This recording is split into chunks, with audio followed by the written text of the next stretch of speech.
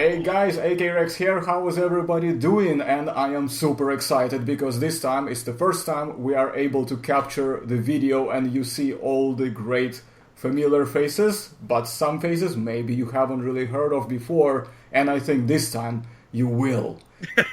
Richard Dorton, King Ghidorah, how are you? Welcome to the channel. Josh, welcome to the channel, as are my regular guest as well, an assistant, and a star as well already. How are you guys doing? Let us hear your speak.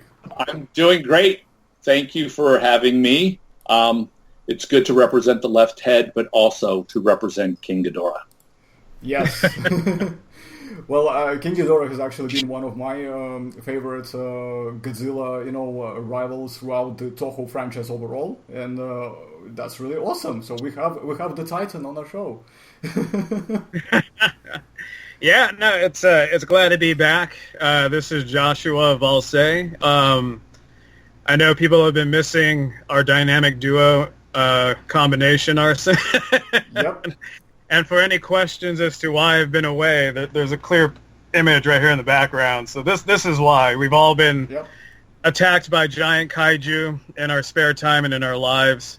And really quick, I did want to ask Richard. So Richard, this is our warm-up question for you. I know you're the left head that plays King Ghidorah. I know the left head was recently called Kevin. The director went ahead and called him Kevin. Do we call you Kevin for the rest of the interview, or are you cool just being called Richard? You can call me whatever you want. I'm partial to lefty, but Kevin has exploded on Twitter, and the fans have made me memeable, I guess, and I love it. I love it. I mean, it shows you how important the left head is. Richard, do you know what's interesting? As a coincidence, since I'm obviously, as I am the host of the program and I'm in the UK, given that you just said you are King Ghidorah, we address kings as Your Majesty. There is a title for it. And you happen to be named Richard. And how many kings with the name Richard do we have in English history? So we will have. So you will be another king. So guys, in the comments, Your Majesty, the proper title. You will address him with full title or not at all. I'll take it. We're doing hashtag King Richard or hashtag King Kevin. Works for me.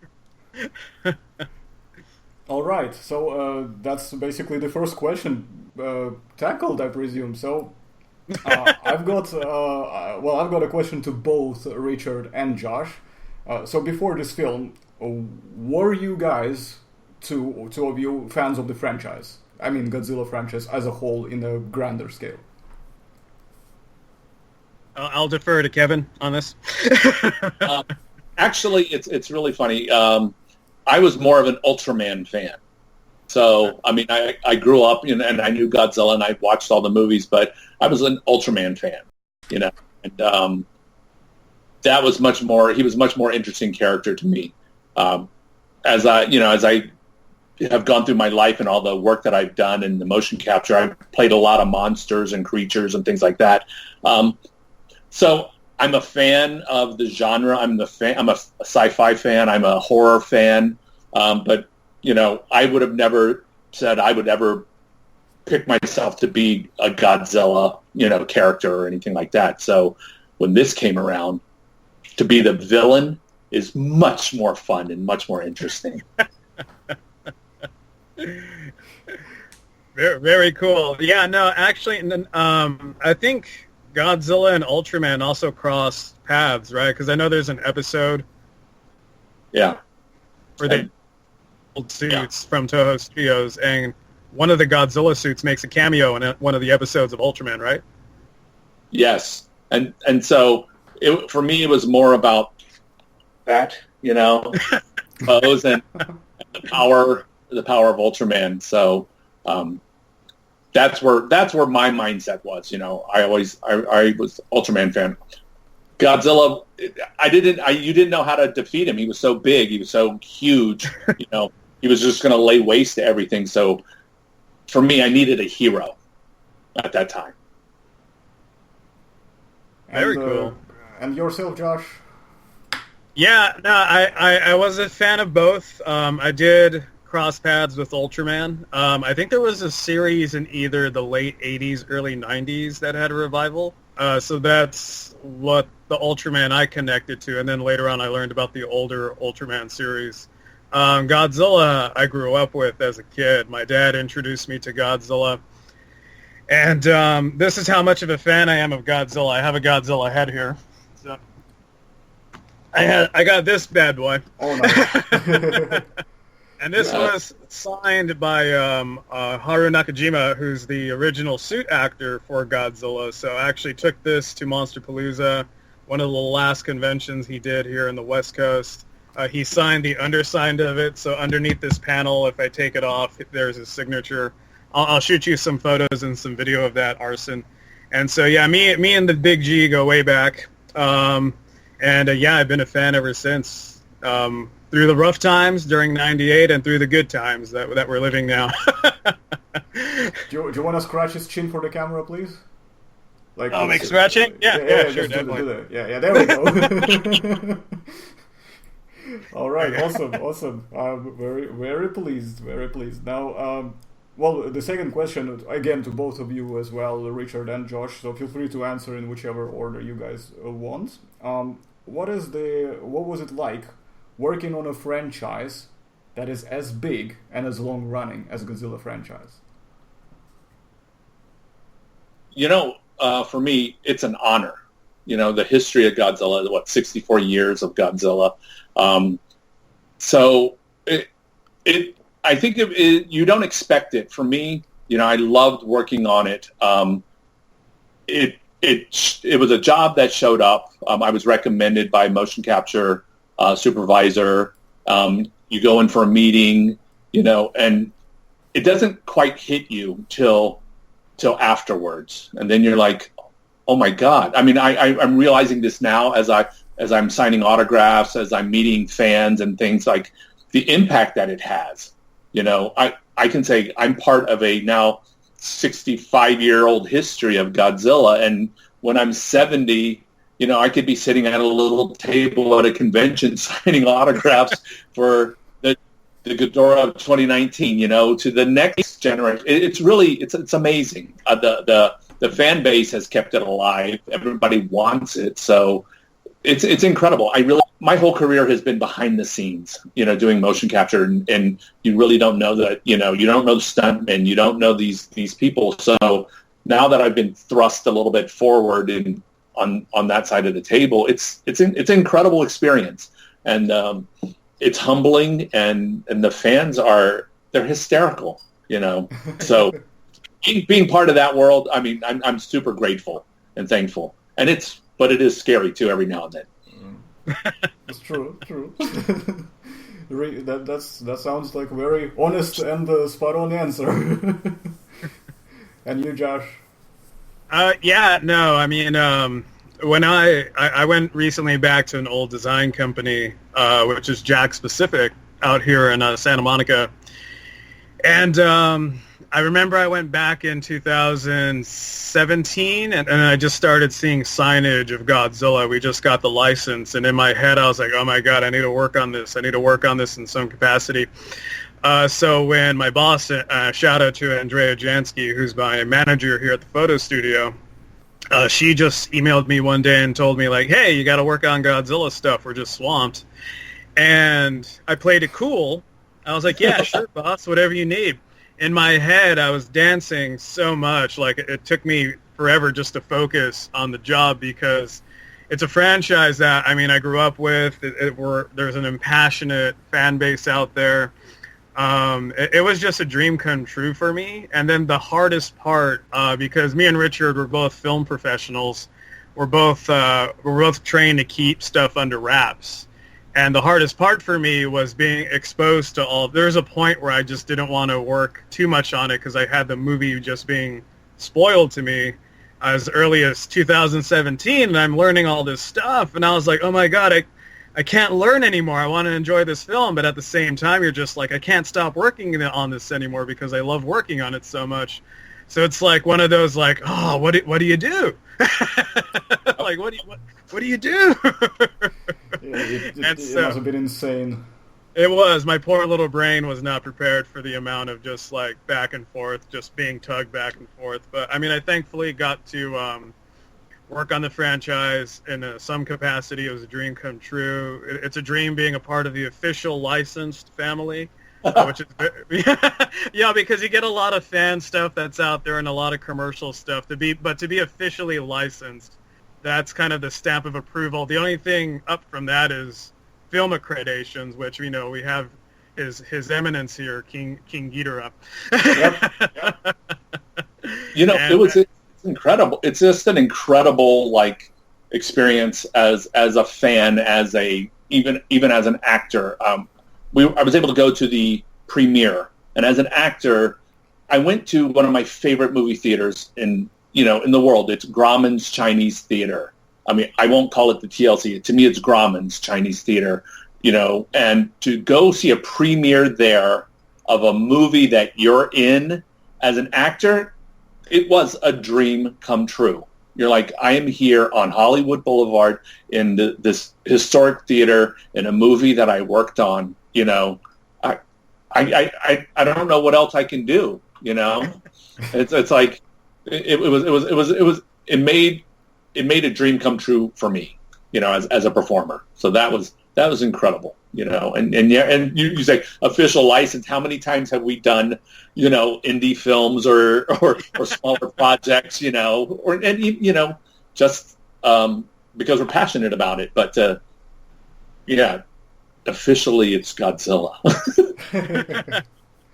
Really quick, I want to ask you this real fast, Richard. Did you see, because I went on the Instagram feed for King of the Monsters, and I have a bunch of product here. How many of these guys did you see? I saw like a few people were sporting the Godzilla mask. Like, did you see them? Out world premiere? They were there at the premiere. People, they were upstairs at the TLC Chinese Theater. They were playing. So we were down in the IMAX theater, and then they had another theater showing the movie as well because for the overflow. So a bunch of fans swarmed out of there afterwards and ran down to find us, and we stayed around for about me and Jason Lyles and Alan Max and my two brothers. We just hung out because we were like, we're here.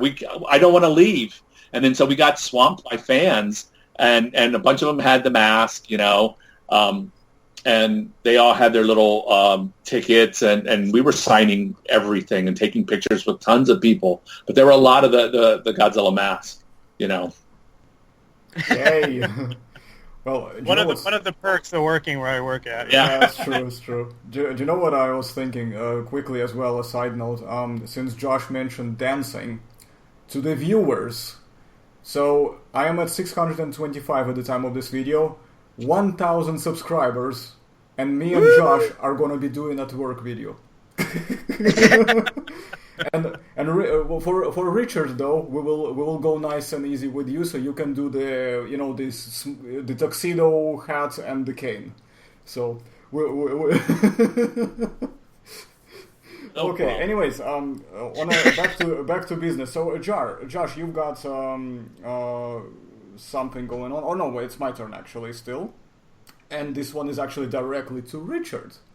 Your Majesty, as King Ghidorah, you're the mocap artist, and I would like to know what can you tell us about how you got started, and obviously what other films and products generally have you been in. So just basically tell us your it's not just filmography, but there was more. There was like a filmography and gameography because you've got games, so there's a lot of interesting things that I think my viewers want to know. And I would like to hear you tell us all of these stories. Sure. Okay, so my start, I grew up in Washington, D.C. I was a theater actor, theater trained. I got I did musicals, so I'm ready to dance if that's what you want. But I was theater trained, and then I started stunt coordinating. I would work on any movie that came through Washington, D.C. I just was like, I didn't care whether I was in front of the camera or behind. So there's a lot of movies in the 90s that have a lot of DC background that I'm probably in. And I did a lot of car coordinating, stunt car driving. So I would protect the camera car, or I would coordinate the traffic, in a movie. I stunt coordinated a little indie film, and somebody saw me there. The director brought a friend, and that friend worked for America's Most Wanted. And that was the TV show in Washington, D.C. I was trying to help John Walsh capture criminals. And so I was a stunt coordinator for the reenactments of that. That went really well for me. I stunt coordinated a bunch of episodes, and I kept saying, if I wanted to be a stuntman, I got to move to Hollywood.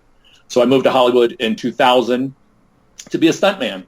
And my first audition was for a video game because they were using motion capture for Titanic for the stunts.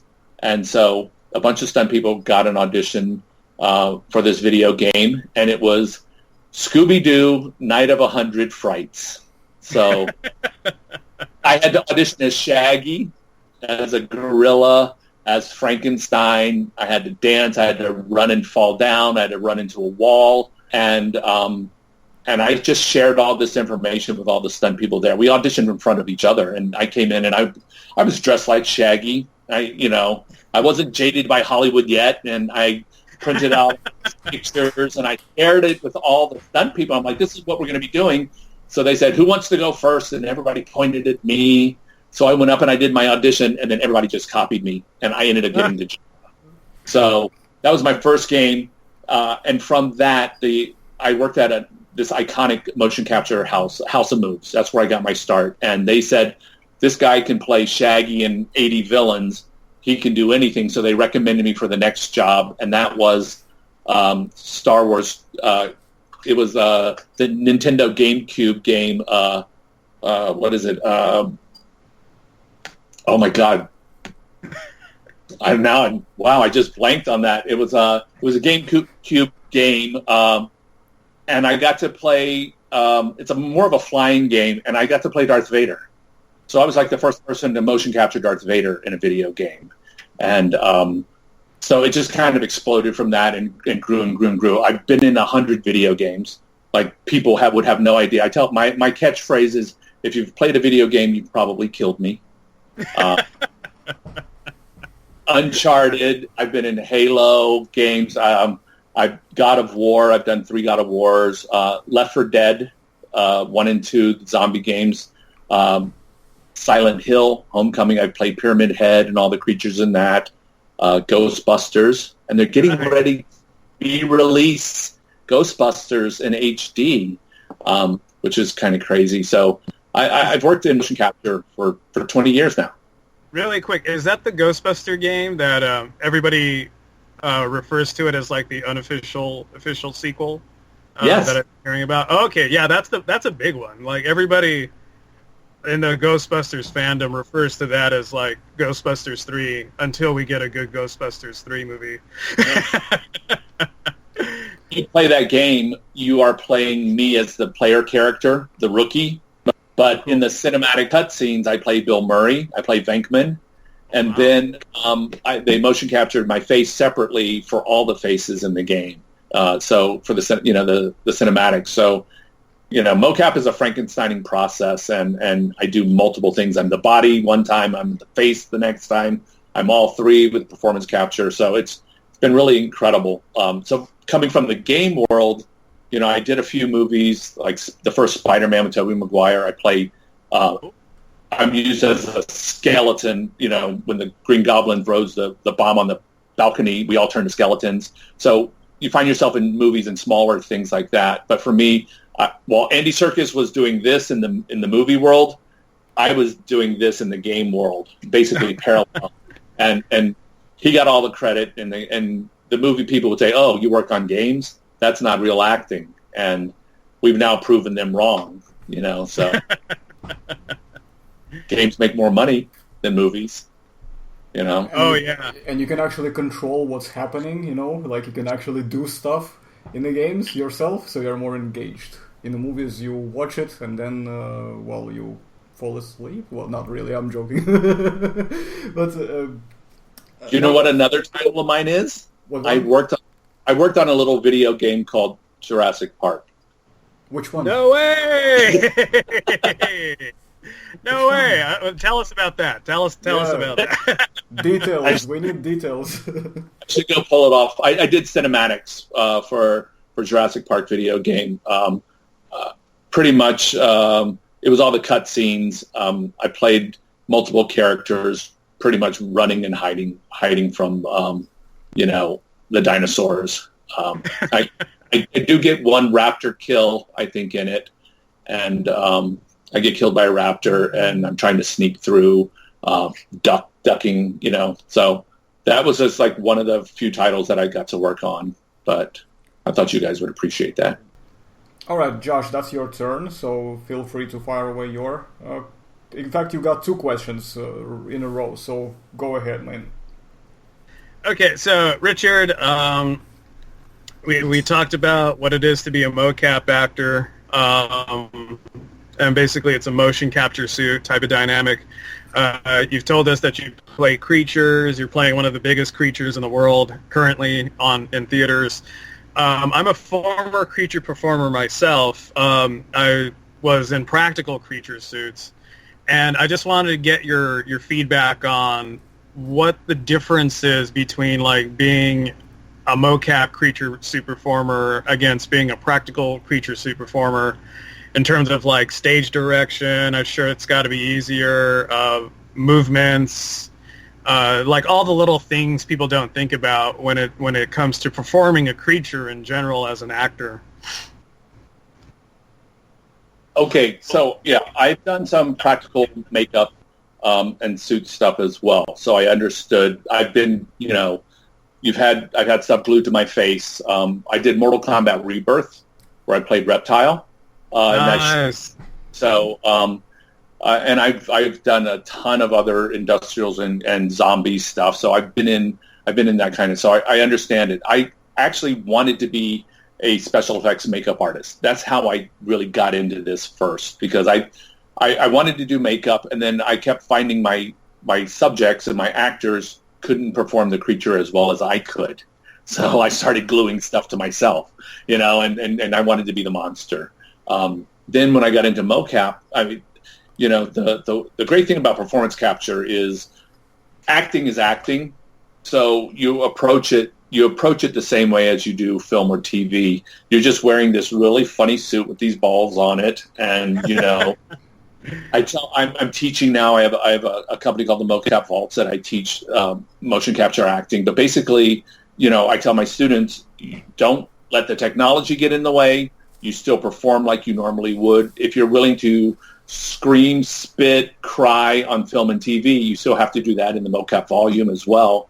So on one hand, you have to use your imagination so much more in the mocap volume, in the space, because you don't have props, the right props sometimes. You don't have costuming. You don't have set pieces. So you rely on your imagination more so than anything, and that's what performance capture is all about. But if you're playing creatures and these, giant monsters, you're already imagining, what you have to do. So for me, it was just like an easy, switch to turn on. I mean, I can turn into a zombie, right away. I've never been so happy that this is the interview we're capturing video on. Because that was a perfect great opportunity demo. As well for the first time, video capture for the channel as well, because we've never done this. This is the first experiment, and it's working well so far. I'm happy. Yeah, I mean, we just got some. We got some vintage zombie acting right there. I'm very happy. Yeah, same here. There we go. I went right to the zombie. I didn't give you the infection where you could see it course through the blood, everything. But it's pure imagination. That's what mocap is for me. So playing a creature like King Ghidorah was, it was incredible. It was a great experience. I thought that when I went in for my interview, I thought I was going to have to audition, because my name was thrown out there. I'm going to Legendary. They're like, okay, you go up, and it's a giant boardroom. And Michael Darty and these, the special effects heads are there at a table with a laptop, Guillaume Roucher, and you're like, I'm in sweatpants and a T-shirt ready to move. And they're like, sit down. We want to talk to you about this character. I never felt more respected as a performer in my life than that interview, because I kept trying to get up and I'm like, what are you looking for? How do you want him to move? And they're like, yeah, what do you think about this? We're going to give the three heads, different personalities, They're showing me the scenes from the movie with just previs in it, and just asking my opinion. And they're like, we know who you are. We know that you do this. So tell us what you think. And then I left the meeting, and I called my girlfriend immediately, and I went, that was the greatest interview I've ever been in. Even if I don't get the job, I felt more respected as an actor in my whole career, that they wanted to talk to me and get my opinion, and they knew who I was, and that I have a reputation of being one of the premier motion capture, performance capture, actors. I'm going to say in the world, I mean, to be in the same, field and same room of names of like Andy Serkis and Terry Notary, like that. That's pretty awesome. And it's like years and years. I've been doing this for 19 years, 100 games. That finally I got a little bit of respect, and it couldn't have been for a better character. Awesome. Yes, the destroyer of worlds. Really, really fast to follow up. Delving more into your performances, there was an article that came out before the movie came out, noting that certain animals and behaviors were referenced for each of the monsters in the kaiju. For instance, for King Ghidorah, they noted it was a cobra. And you do see those cobra movements in the movie. Tell us a little bit about how capturing that was for you and your brothers in the mocap rigs. Like, did you reference snakes? Did they have you do certain movements on cue? Tell us more about that process. What was really interesting, we got to see the movie first. They brought us in after we were cast. Don't rub it in. Theater in order. I sat on the left, and Jason was in the middle, and Alan was on the right. And we sat and we watched the movie, and then they had the previs of what was going to happen. So we basically kind of saw how they were going to shoot it and what Michael was looking for.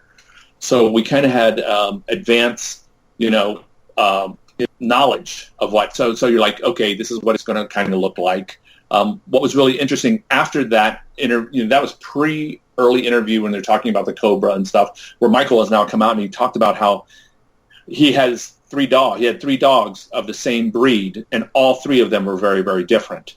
And that's what he used. He brought his dog to the set one day, and we were snarling and growling and everything. The dog started barking at us. It was crazy. But it, we don't have these long necks. We can't do this. And we tried different positions we tried strapping our legs together. We tried strapping our body together to see if we could move together. And we were like, it was too hard. It didn't make sense. And because Jason is so tall, we settled on him being able to be the wings.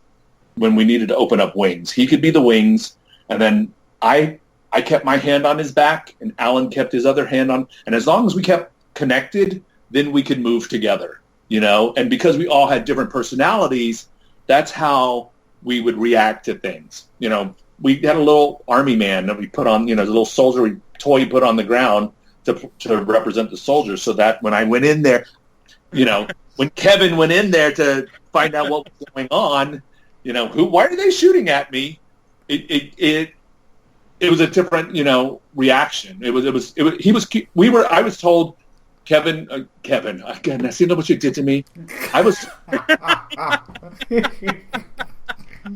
That the left head was curious, but it's really funny that Michael came back out because he's a little slow, and when Ghidorah wakes up, he doesn't know what's going on. So why wouldn't I study what's happening first instead of just reacting?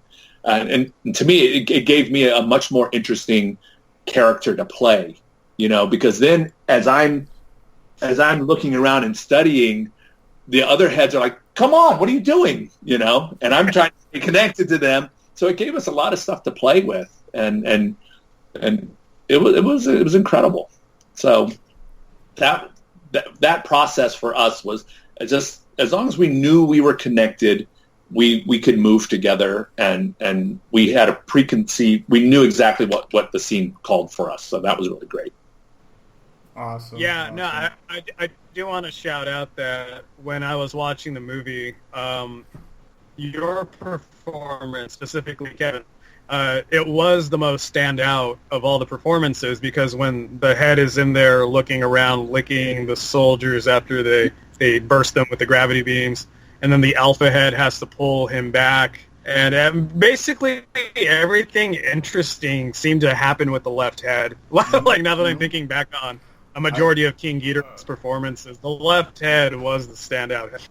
What I wanted to show you was, this was our picture from the premiere. I don't know if you can see that, but that's the three of us in our Ghidorah pose. That's really cool. I'll email it to you so you can post it up there. Yeah, I was going to say maybe that would be a good idea so that I can just put it in the middle of the screen briefly, because obviously no guarantee that the image will come out in the webcam. And then I do have a picture of that, of us in our mocap suits as well. Very cool. I also saw that that Alpha Head has his hands up, like you said, with the wing gesture. So that was actually really cool seeing that photo. It was we tried a bunch of things. When we tried to strap our legs to his leg, try to walk, that was ridiculous. We're like, let's go ahead and try, and at one point, when we shot, I brought in 3 dragon masks of 3 different colors, a red one, a green one, and a yellow one. And when Michael went outside for a break, we all put them on, and we were just standing with our back to him. And then he walks in, and we turned around, and he was like, "Yeah, whatever," and just it was great. It was great. Really cool. Well, I guess, Josh, unless you have anything else to add, I can transition to the question that I have for both of you. What do you think? Shall we? So, both of you guys, I'm really curious. What kind of training would you need to be a creature performer, both practical and motion capture? So feel free to address in whichever order. I will always defer to King Ghidorah. Go ahead. Yep. For practical, I mean, it gets really uncomfortable. You find yourself at 4 a.m. with stuff glued to your face or your body, and it takes hours to sit in a chair and get made up. And where it gets hot, it gets you have to go to the bathroom and you can't. You have to have stamina. You have to. That's the thing about suit performers. They wade through cold water. They you get a little close to fire. Then you're comfortable with. I mean, it's stuff like that. So you have to be able to control your mind. I mean, some people freak out when they get their life cast done, and they get their face done. Speaking of, my life cast is in Westworld. If you've watched Westworld, I'm see that, yeah. With Anthony Hopkins, my face is on the wall right over here. And that was because of the same company did my life cast for Mortal Kombat Rebirth, did the special effects on Westworld. But people get their life cast done and they freak out because they're stuck in alginate and plaster. So when you have all this stuff glued to you, it can get uncomfortable. And you just have to be able to put your mind in a place that you can deal with it and not have anxiety. Motion capture, what's so great about it is it's freeing. Like I said, it's pure imagination, but it's a very physical world to live in, especially because I do the game stuff. You're capturing thousands of moves for a character, running, jumping, climbing, getting shot in the head, every different direction, in the chest, every body falling down a lot. When you do something like a creature like this, we were growling and you're screaming and your throat, but you finish a take and you're like, that was the greatest thing in the world. Oh my God. I'm roaring, I'm growling, I'm snarling. And that's what they did. They used our facial expressions for reference. So you can see it. It's really funny. Like even when the eye goes into, in the Boston Stadium where we're looking at Millie Bobby Brown, they used our face a lot for reference. And I do remember when I'm growing my head back, at one point when I'm doing all this growing and the rebirth of the left head, at one point I opened my eyes, and Michael screamed out, "Keep your eyes closed!" They were using all of that facial reference to help in the birth, So it was really, really cool. You just have to go there. You have to commit fully as an actor. And I'm sure I had some really scary faces in my career, and but to have that snarling, look, it's incredible. So it's demanding. To be perfectly honest, it's very interesting because if I were to get into it, technically, sometimes when I have these random moments of creativity sparks, I just, like we say, for example, if I'm going to the shower and I'm just remembering, okay, so what if I did this, and I start posing as things, or if I stand in front of the mirror and I'm thinking what would I look like if I started snarling? I actually, kid you not, I actually did that several times because I was thinking at first, what's the funniest part? At first I was thinking, what a ridiculous thing to think about, and then I realized, wait a minute, but people actually do this. This is work too. Now. Yeah. So, am I right to conclude, Richard, that this is actually both mentally and physically, you could say, demanding job in a sense? It's great fun, but it's also quite demanding? Yes. You hear about, what actors prepare for, what they have to do. It's the same thing for, like I said, acting is acting. There's no special, you have technical things that you have to be aware of. You don't want to lean against the wall with markers on your back to block the markers so that the motion capture cameras can't see it. When you're playing a creature that's in a suit that the creature's head is up here and you're looking through the neck, or you're completely blind, you have to trust everything around you, and you have to trust people, the filmmakers, and so it is very physically and mentally challenging to do this stuff. But I don't think we would ever give it up. This is like what we live for, So, and as I teach, I have students who come into my class and they find out whether they can do it or not. They're like, you know what? I think I'll just stick to voiceover. This is too much of running and crawling on the ground for me, And we each find our own lane and what we excel at or what we're really good at, and that's why you get. That's why I get to play the king. Well, there we go. That answers it, Your Majesty. So, my next question actually is to Richard. Hold up. I didn't get to answer yet, Arson. Oh, yeah. I'm sorry. Yes. Oh, my God. Yes. You deferred. I forgot about, we keep thinking about the king, and I forgot the butler.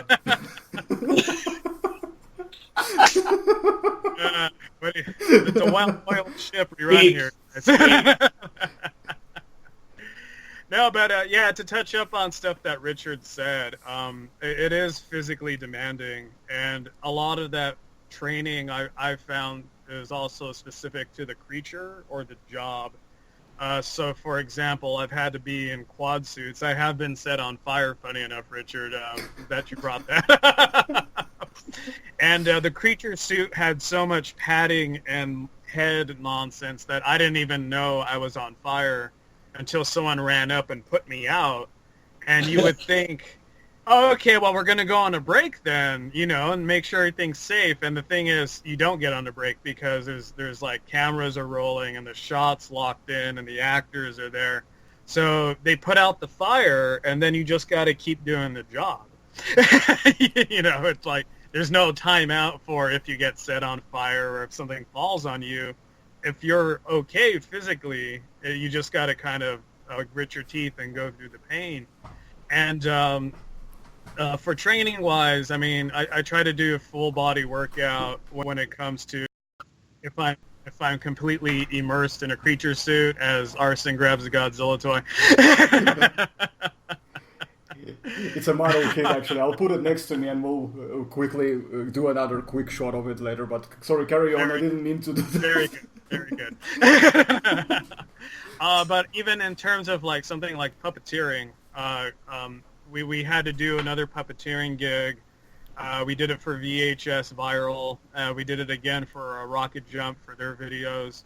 And we spent weeks just trying to work out.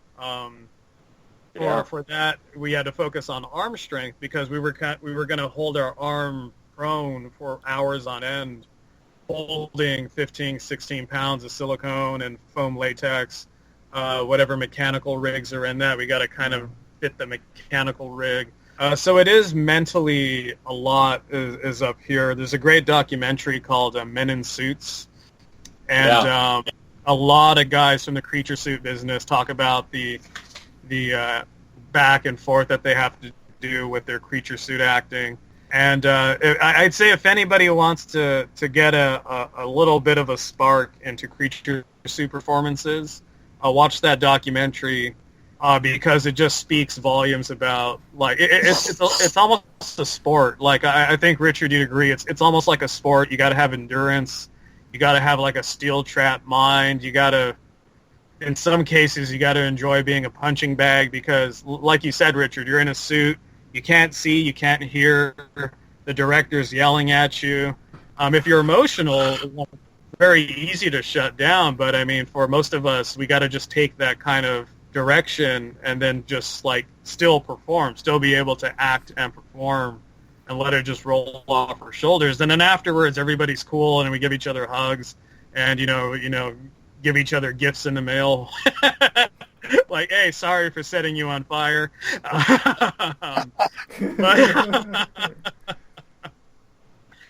But yeah, no, a lot of it is kind of focusing on the end goal of the film and not really focusing in the moment in terms of your personal comfort. You're there as a team, focusing on the end goal of this performance and the creature suits and what the film's going to look like, and all these things come together to kind of really make a very strong performance in the end.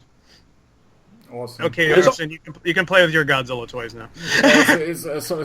Well, I mean, we've had accidents and it's fine. I think we are kind of really cool and relaxed. But basically, this is a very cool model kit that I purchased years and years ago from Japan. So it's actually a Japanese resin kit maker. So I will need to add some more paint job to it because it's been ages since I've actually painted it, and I want to repaint it with my new skills. So this is the 1992 from Godzilla vs. Mothra from the Heisei era, if I'm pronouncing that right. So yeah, and it knocked over my human mannequin by accident. That's what made the noise. So that I use that for the sculpting references when I'm working on my projects as well. So that got trashed because Godzilla, stomping over humans. That's normal. It's kind of fluffy that way. We like that. So, Richard. Your Majesty. Now we can get to that point. And again, we didn't mean to ignore Josh there. It was a pure accident, guys, in case you're watching and thinking. Right. Yeah. While Josh fixes his poster in the background. So, Richard, I wanted to ask, since obviously you said you were one of the three guys who performed, right? So how did you like? Was there any kind of way you guys communicated between each other to give each other cues, or were you pretty much improvising when it came to the technical aspects? Because obviously you must have been going through the same kind of training, routine, and preparations, and then obviously once you combine together, there's going to be certain things where you have to probably just be on the instinct, and maybe there will be other things where you guys would be able to kind of say, so for example, if I move this way, then you kind of respond by doing this. So how do you guys go about it? How did you do that? I believe you mentioned names as well, Jason and someone else, I forgot. Yes. So Jason Lyles was the center head, and right. Al Jackson was the right head. And what was really great about working with them is, first off, we knew what the scene was going to be. So we got to rehearse the little segment, and then Michael would say, okay, you're reacting, in character to this particular scenario. So as long as we stayed connected, and he would say, okay, when this happens to the center head, make sure you snap at the left head and get him back, because he's not paying attention or whatever. So it was all in the direction. We had to just, we're rolling, and he's letting us experiment. He's letting us, more angry, less angry. You're looking around. Look over here. Look down here. I mean, you have a good director telling you exactly what he knows what he wants, and you follow that. I mean, it's fairly easy, and simple in that sense. We would figure out, it's better to be standing left foot forward or right foot forward physically, so that we don't break away from each other. I need to look over here. You need to look over here. Stay lower so that arms can be, so the wings are open. It's all physical stuff like that. And what was really great was Alan he was one of my students at the Mocap Vault, but he also comes from the practical world of makeup. So he's a suit guy, and that's what Michael wanted. He wanted somebody who had that suit experience to be part of Ghidorah as well. So we kind of had, motion capture experience, suit experience, and the same thing where Jason had just come off of doing Rampage. He was George the White Gorilla, but he also had done a ton of practical makeup effects because he was in a couple horror movies too because of his size. So they basically got the best of both worlds with all three of us. Awesome. But we have to give it up to all the digital artists that worked on this, in general. I mean, we motion captured it, but there were thousands of digital artists and animators who do all the other work afterwards. They look at our face, we give them the reference, but they do all the work. And, motion capture is a collaborative art with what we do. I can't do it without the animators, and the animators, I mean, sure, they could draw all this stuff, but they're not getting... The reason why we were added to it is we were bringing the humanity elements, the emotional elements to the creature. So it's a collaborative thing, and that's what I love about it. I would never say, it's just me. Even when I'm all the video game stuff I'm doing, there are so many talented artists that are... look at the credits at the end of this movie. There are thousands of artists who worked on this. I have so much respect for what they do, and their contributions. So they're part of Ghidorah as well, So you have to give it up to them. I agree. I actually find myself in full agreement. I mean, I also stayed all the way till the end, to the end credits scene as well. So if you guys haven't seen the movie yet, please make sure. Yes, exactly. Why are you still here? You pause the video, go see the movie, and then come back. All right. So I think the next question is Josh. That's your turn, actually. It's question number 9. Yeah, this is more of a fun question. So, as Monster Zero's left head, Kevin, would you consider Monster Zero left left-handed or left-headed? Believe it or not, I am left. It worked out perfectly. And what's really incredible, doing motion capture in the video game world, most of your characters are right-handed. They all shoot right-handed. They all fight right-handed. Their weapons come from everywhere right-handed. I did 50 games before I told anybody I was left-handed. I went out and I trained and I learned to do everything with my right hand. The very first time I had to throw a grenade in Call of Duty with my right hand was hysterical, but I knew I was outside in the yard throwing baseball, throwing so that's how to look natural. So I learned to do everything with both hands. But it took 50 games. I finally decided to let everybody know, yes, I'm left-handed, but I trained swords, right-handed, everything, because I knew once I got into the game world, that's what they were looking for. And that's what makes me so, marketable. And why I keep working is now that I'm running around with a gun in my right hand, I can beat the shit out of you with my left hand. And I have a really, really good left hook, and so it's been really, really, you learn through doing this. I use this when I teach now, because I'll get a bunch of left-handed students and I'm like, show me how to throw that spear with the right hand. Show me how to do that sword combination. It's really hard. So that's another part of the training that's needed to do this kind of work. But the left head is a lefty. Okay, so officially King Ghidorah is left-headed. Going back on what you just told me, did you feel like you developed a bit of ambidextrous, being like ambidextrous, like a dual dexterity in both of your hands now? Yeah. It was really interesting. We had, when we were trying to decide also, with when Jason started to become the wings, it was because we had practical wings built for us, like to try on. Like I was the left wing and Alan was going to be the right wing. And to stay connected and synced in, it was too much. We figured we tried it and it didn't work. It was just too much added stuff. It was, you look at it for reference and you're like, unless we're both flapping, consistent, and now you're trying to move your head and you're trying to growl, it was too hard, and we knew that digitally they were going to replace the wings and stuff like that. So we took that equation out. We tried it, just like strapping us together, and it didn't work. So we simplified, and, one hand on the back was good enough, and we just stayed, we moved together. It was a lot easier to control. We let Jason lead because he was the center.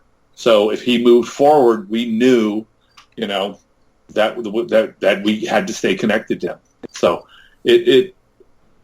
but being a lefty, I knew that I could control the left wing better than if I was a righty. And that was random. It was really random that they chose, they chose me for that was something in Michael's head that when he met us, he probably said, okay, we think we want him for the left, because I helped put together some auditions for the right head. I got a call and they said, give us some names of some other mocap actors, and they had to growl and scream and be angry for their videotapes. They wanted angry expressions, and it was. So I knew that they were going for that, and I kept thinking, do I need to do that? Should I send in my own video of being the angry head or the angry face? But they didn't ask for mine, so I was like, okay, I'll just sit here and wait and see what happens. And then I got the... Awesome. All right, you happy, Josh? Any more things to add on this, or we're ready to go next? Yeah, I'm just happy that officially King Ghidorah is left-handed. Yeah, that's cool. So am I. I was really going to interject at one point just to quickly ask the follow-up question, but you already answered it, whether it was intended or not. And then you said that it wasn't really intended; it was purely like based on intuition. So, which was really awesome. I think it was really cool. It's just really worked out exactly as everything was, like perfect position of the chess pieces where they needed to be. So, I have a question for Richard.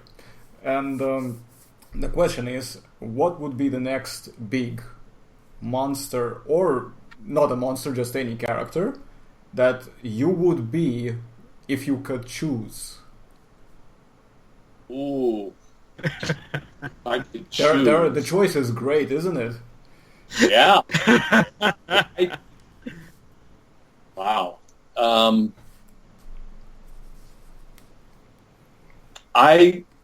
I really am a horror fan, and so for me to play a creature like the xenomorph, an alien, I really love. I love the way the alien moves, a quadruped like that. So I actually have a 7-foot predator in my office on the wall as well. I'm a big fan of the Predator. Just like Josh has that giant Godzilla behind him. I mean, I have a Predator. I mean, I would love, I have alien memorabilia. So I would probably play, something like that. But I would want to play a hive. I would want to do the creature movements for a bunch of them. Xenomorphs attacking, that kind of thing. It was really funny. I watched Pacific Rim Uprising last night. Just because I was flipping through channels and it came on and I was like, oh, okay, I'll watch it again. Because it's got giant creatures in it. And then I love that the final creature at the end of that. It's huge. It's massive. And it's funny when I watch movies like that too with monsters and creatures. I watched a movie like this. I'm trying to be the creature. I'm trying to figure out how it moves, practically, if it can be done. Because you're looking at something like that and you're going, okay, did they use motion capture for that? I don't know. Or is it purely animated? And I'm trying to figure out, okay, maybe they did have somebody on all fours, for part of it, that kind of thing. So it's very funny to watch a movie because I'm studying your moves. If you ever have a movie night, feel free to hit me up, Richard. Another challenge would be like The Thing, because it takes on such different, organic shapes and sizes, and it's like, how could you, can you be part dog? Can you be part, human? Can you be freaking crab leg, I mean, that kind of stuff is really fascinating to me. The Thing is one of my favorite movies, and then now we go back to like stop motion, which is another art in itself that we don't get to see anymore. That's kind of interesting though. But I'm a big Harryhausen fan. So. You know what's interesting? When you mentioned when you were watching the movies and you were trying to replicate the movement and get into the role of the creature, I used to do the same thing, but when I watched, these martial arts films, Mortal Kombat, stuff like that, and because I have a martial arts background, and I would like try to see, can they actually do this? Like, and I would do all of these, like, all of these kind of, movements and all that stuff. And then I realized that some of these things, and despite the fact that obviously acrobatics are specially done, I would probably assume you know more about that because you have done a lot of acrobatic tricks for motion capture. And I know only how to do, like, minor ones. And that's because I was doing it by myself. And, I know exactly what you mean. I just start doing it, and then I catch myself, or like I see my mom walking into the room, standing there looking at me like, "What are you doing?"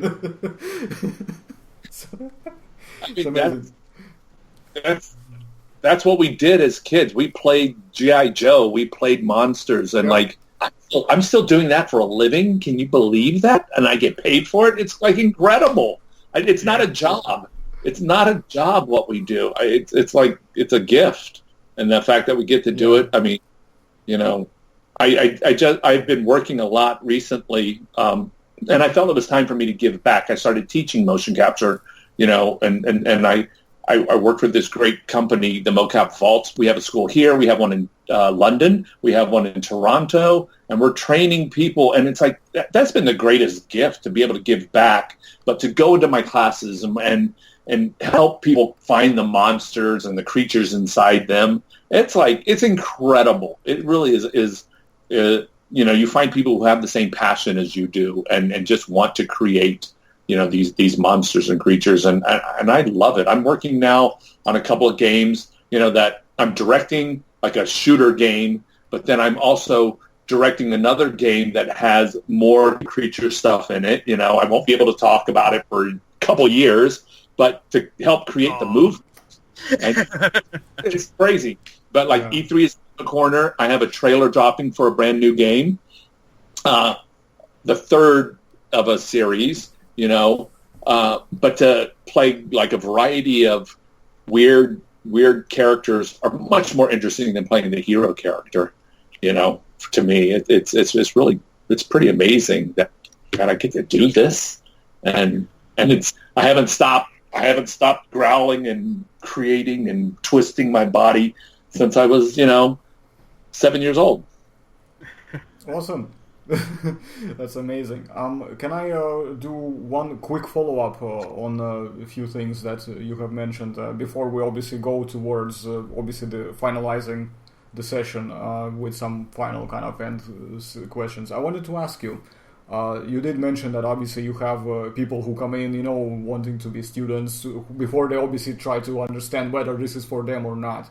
So if somebody, whether it's myself or anyone, wanted to try, you know, to teach, you know, to be taught to become a student in your school, how do we go about this? Do you need special kind of, you know, I would say degree or any kind of training in advance before we can apply for this, or do you just literally walk in and have the conversation? How does that work, basically? How do you get new students in for your school? It's really, really interesting because, my school is called the Mocap Vaults.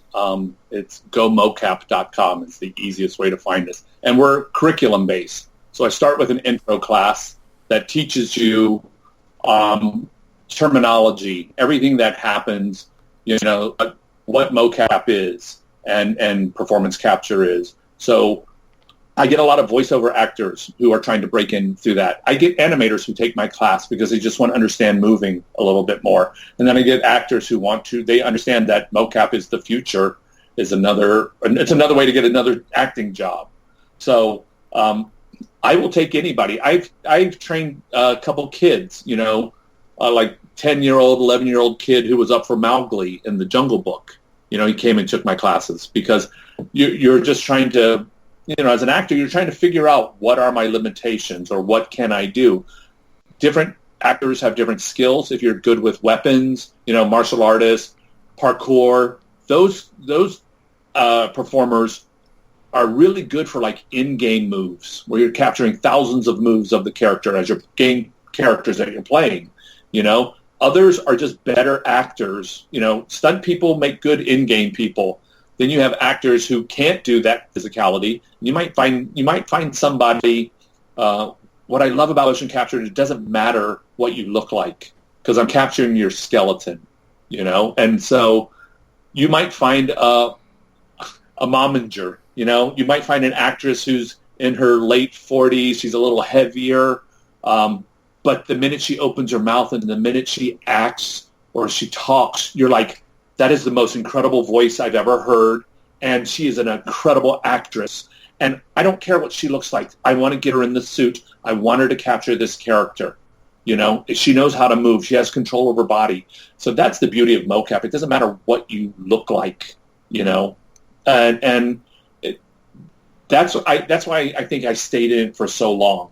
Being an ethnic actor, it was hard to get roles, you know. But in mocap, I've played every race, creed, color, alien, anything, you know, and nobody cares. So that's been the freeing part of doing performance capture for me. So if you said, I want to take a class, I would start you from the very, very beginning, and then you would start to move in my class. You would do mask work, you would do some physical stuff, and you would figure out, you know what, yes, this is good for me, or no, I'll stick to voiceover. Okay, so awesome. So now to both of you guys, quick question. What was your favorite thing working in Godzilla franchise? I'll go first in case you just skip over me again, Arson. You had to. You just had to. Okay, go first then. With your Majesty's permission. But yeah, no, working on the franchise was great. Being a fan of the franchise, coming to work, and like Richard said, getting paid to work on Godzilla stuff was a dream come true. It's something I never thought I'd be able to do. Just to give you a rundown, one of the first things I got to work on was the promotional images, because we're in the photo studio at my department. So this giant guy right here was one of the first Godzilla toys that I worked on. This is the big, giant, as tall as your child Godzilla toy. So this was the first one. It was a dream come true. And then the second toy that I got to work on was actually King Ghidorah. So this guy right here, which Richard, I think you have, is our largest. It's the 6-inch Ghidorah. And to touch up on one of the things that we talked about, there were spoilers that we knew about and we couldn't talk about. But one of the spoilers in the middle of the film that we can talk about now is King Ghidorah has this head regeneration ability. And we had people talking about how the articulation on the figure was kind of off for all three heads. If you look closely, the left head actually does pop off. So you can replicate that scene when Ghidorah and Godzilla go at it with the oxygen destroyer bombs. So, Richard, you can actually detach your head. It's so awesome. And replicate that now too. Yes. Oh my god.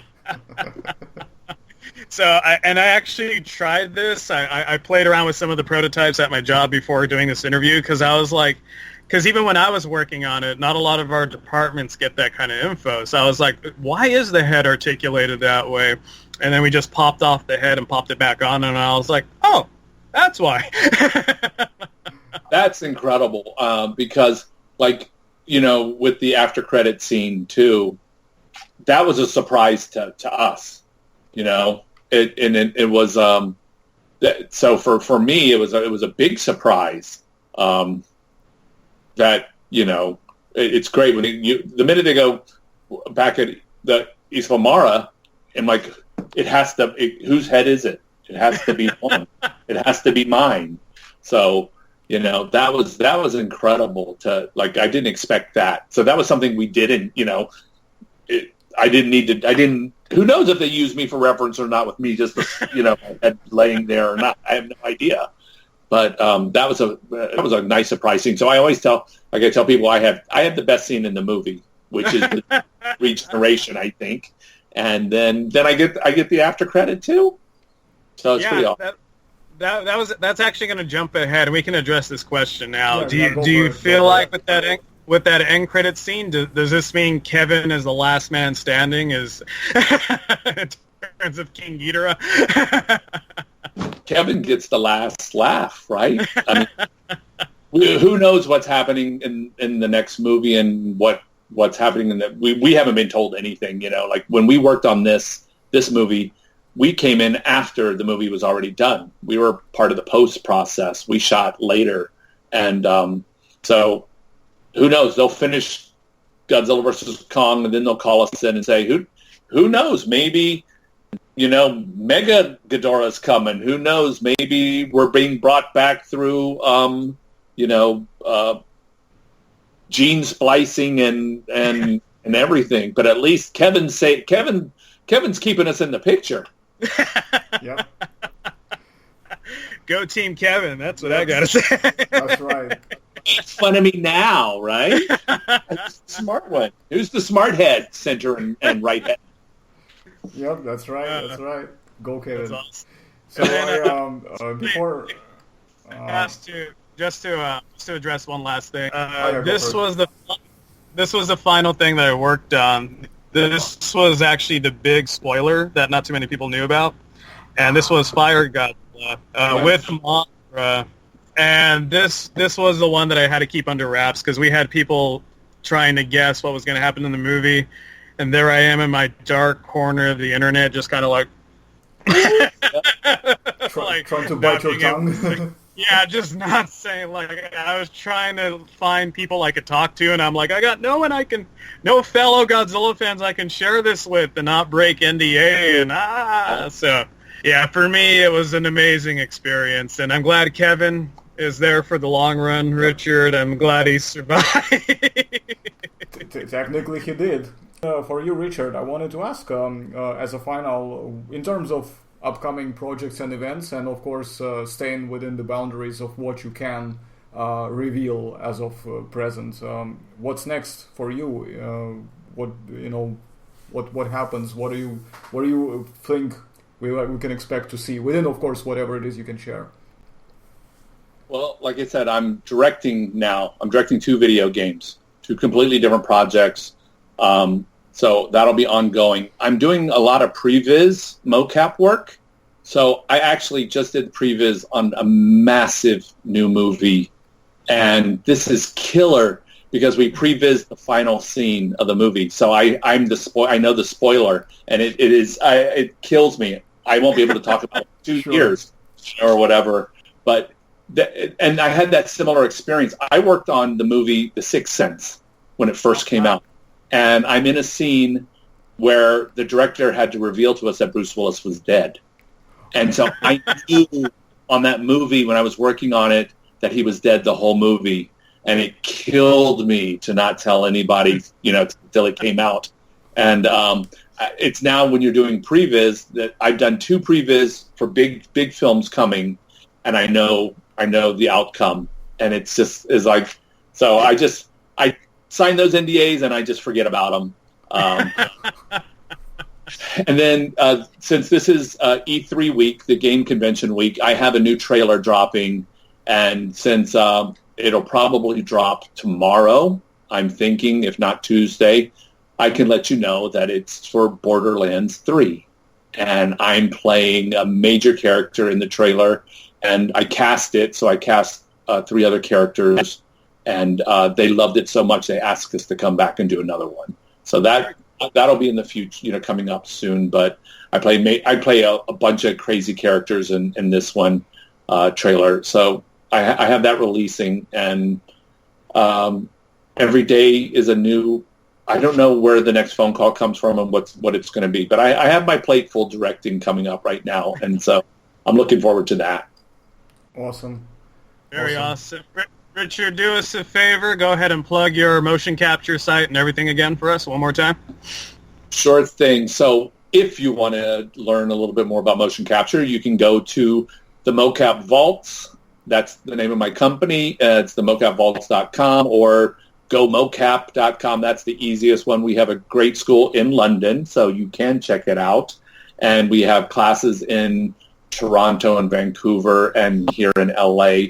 And I mean, I've been teaching for the last 4 years. I love what I do. I love giving back to the community. And it's great to see my students are booking like major jobs now. They're working on AAA title games and movies. I mean, Alan was a Mocap Vaults alumni. And so to be able to be in a movie like Godzilla, King of the Monsters, and have your student, work with you, it doesn't get any better than that. Awesome. And can I probably, just in case for the viewers who are new here to the channel and who are new and first familiar with Richard, can I include the link to your IMDb profile so they can view all your filmography and all your work? Would that be something that I can do as well? You can do that. And you can also go to richarddorton.com or motioncaptureman.com. They link to the same place. Awesome. That shows a lot of my work, yeah. And all of the links, guys, who are watching, are going to be in the description box below. And go to hashtag Kevin. No, I'm just joking. Well, You said you were joking, but what I'm about to say is not a joke, because a bonus feature, we all three, let's try to replicate the motion capture for King Ghidorah's heads. Kevin, how's that even gonna work? Well, we're gonna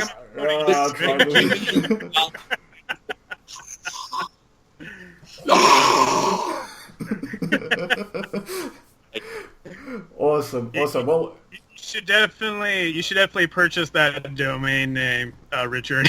Yeah. Just Kevin.com. Yeah. There we go. Yeah.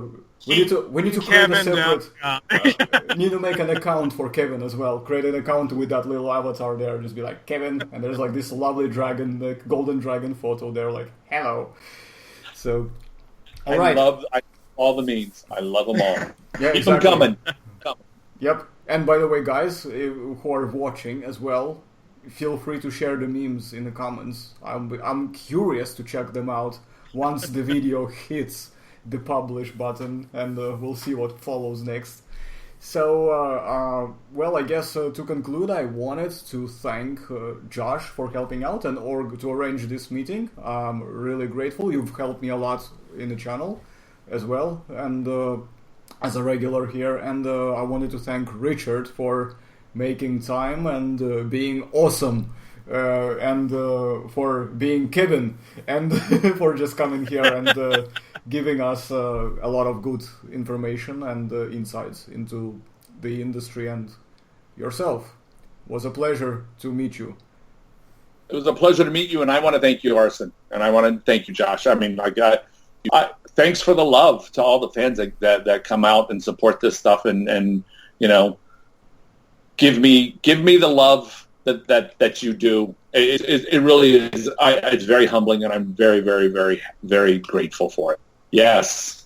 Yeah. Thank you. Regarding the Jakks toys, you can get them. They're exclusively to Walmart here in the States. Internationally, I believe if you have a Walmart around your location, they're there. If not, there are other companies that have been carrying the Jakks brand. I do advise you buy them in store, because I've been seeing them go for ridiculous amounts of money on eBay. So go to the store. I know everybody likes to buy online. Definitely go to the store, purchase them. To give you a price range, and you guys can kind of allocate it, this Ghidorah set, the 6-inch, and the Rodan should only cost you $15 American. The smaller sets, though they don't look that much smaller, but the the dual monster deal here, these should only cost you $10 American. And the mask, which was prominent at the world premiere, this is only $20 American, so you shouldn't pay any more than that. And then finally, this giant monster here. Oh my god. You should only be $50 American. There we go. So to give you a contrast, like this guy on eBay has been going for like $150. It's ridiculous money. Don't pay that. Definitely go to the stores. I bought this guy on Walmart.com because it is hard to find this guy in the store. So definitely purchase this guy online if you need to. Everything else, try to purchase it in store. If the store doesn't have it, be that irate, crazy customer, bug the manager. The managers have been getting more and more product in, because I've been seeing these things fly off the shelves, so it's definitely worth hunting them down in the stores. And then I just want to give a quick shout-out to all the crew at JacksPacific.com and my company. I'm one small cog in the photo department. I was not in charge. Andrea was in charge. I want to keep my job. I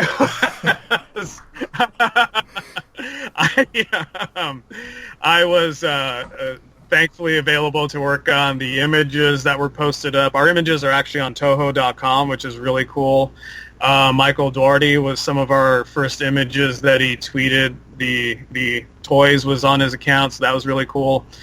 So yeah, the product team at Jakks Pacific, the packaging team at Jakks Pacific, the marketing team, all these guys made this a sure hit for the Godzilla brand and Jakks.com.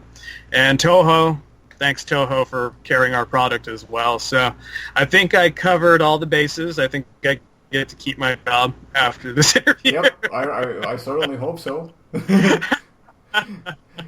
And of course, in case you guys haven't noticed, Richard had to go to continue his day at work, so it's just me and Josh. We're gonna wrap up. I hope you enjoyed the session, and if you would like, to see Richard to come back again in the future, after he obviously completes some other series of projects that he can come back and share with us and give us more insight, please comment down below. And also, if you would like to see any more people with the help of his truly, Mr. Volsei, we would be honored, because he has helped a lot for the channel. He's helped me a lot with the content, both in terms of,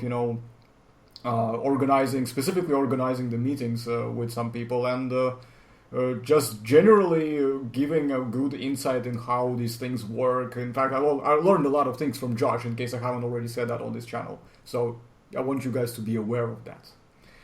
And I do it because I love the channel. I love what we do here on your channel, Arson, and I feel like we're in a good area now that we're just going to keep growing. Like, I feel like this is a nice first step to more opportunities with giant dinosaur monsters. Yep. Well, each one of mine fights with the strength of 10 regular ones. You remember that as well. So every time they become my subscriber, they gain a power boost 10 times. So you get a power when if you want the unlimited power, then subscribe to this channel. And also, I wanted to say something that I think me and Josh will talk about behind the scenes and after we finish this one, but we will have some other things coming up for you in the future. So make sure you stay tuned and subscribe. And obviously, if you want to see some Josh's stuff, subscribe. I've got the link to your Instagram, and we can obviously get people from my channel to follow you, and of course all these awesome saucy things. And Josh, but yes, I mean, thanks for coming as well, man. My subscribers have been asking, by the way, you've seen, what I decided to do, I just copied and pasted a screenshot and said, Josh, read this. I think that's enough said. And they say, like, when is Josh Volsei coming back to the channel again? Can we have him back again, please? And you not only got him... Yeah. I've been busy, guys. Now you know why. Yep. I feel like this interview more than makes up for it, though. We were really lucky with this. Again, thanks to Richard for saying yes and just sharing all of his amazing stories. Okay, well, I guess we have pretty much addressed everything and everyone. I presume we haven't left anyone out. So I guess we will just wrap up and see you guys soon. Take care, everybody, and ciao.